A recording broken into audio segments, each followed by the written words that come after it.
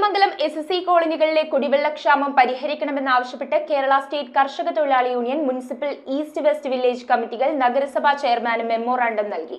Kothamangalam AKG ഭവന് സമീപത്തു നിന്നും പ്രകടനമായി നഗരസഭയിലെത്തിയാണ് memorandum സമർപ്പിച്ചത്.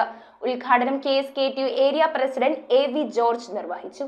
കോതമംഗലം നഗരസഭയിൽ ക്രിമിറ്റോറിയത്തിന്റെ നിർമ്മാണം ദ്രുതഗതിയിൽ പൂർത്തിയാക്കുക, SSC നഗറുകളിൽ അത്യാവശ്യം വേണ്ടതായ ശുചീകരണ പ്രവർത്തനങ്ങൾ നടത്തുക, കുടിവെള്ളക്ഷാമം പരിഹരിക്കുക, നഗരസഭയിൽ ടൗൺ ഹാളിന്റെ നിർമ്മാണ പ്രവർത്തനങ്ങൾ ത്വരിതഗതിയിലാക്കുക തുടങ്ങിയ ആവശ്യങ്ങളടങ്ങിയ നിവേദനമാണ് മുനിസിപ്പൽ ചെയർമാന് KSKTU ഈസ്റ്റ് വെസ്റ്റ് കമ്മിറ്റികളുടെ സെക്രട്ടറിമാരായ CP ഗോപിയും KI അബിയും ചേർന്ന് നൽകിയത്.